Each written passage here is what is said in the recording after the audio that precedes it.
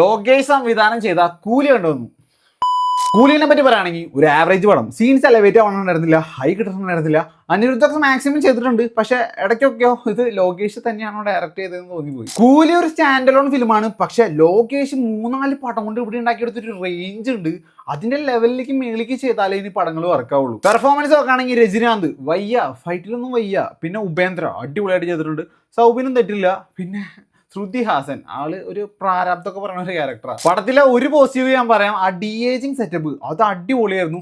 ചെറിയ എലവേഷനും ഹൈ ഒക്കെ കിട്ടണുണ്ടായിരുന്നു. അൻപരുവാണ് ഫൈറ്റ് ചെയ്തേക്കണേ. ഫൈറ്റിലൊന്നും ഒന്നുമില്ല, മൊത്തത്തിൽ വയ്യ. ഇങ്ങനെ പിടിക്കുക പൗഡർ വാരി അറിയാം. ഫൈറ്റിലും കാര്യമായിട്ടുള്ള ഒരു ഹൈ മൂവ്മെന്റ്സ് ഒന്നും ഉണ്ടായിരുന്നില്ല. വിക്രം കൈദി ഈ 2 പടം മതി ലോകേഷിന്റെ ഒരു കാലിബർ മനസ്സിലാക്കാൻ. പക്ഷെ ആ പടങ്ങൾ വെച്ച് നോക്കുമ്പോൾ കൂലി ഒന്നുമല്ല. ഒരു നോർമൽ പടത്തിനെ പാൻ ഇന്ത്യൻ ലെവലാക്കാൻ നോക്കി പാളിപ്പോയ പോലെയാണ് എനിക്ക് തോന്നിയത്. പിന്നെ ലാസ്റ്റ് അമീർ ഖാനൊക്കെ വരും, ഇൻട്രോ ഒക്കെ അടിപൊളിയാണ്.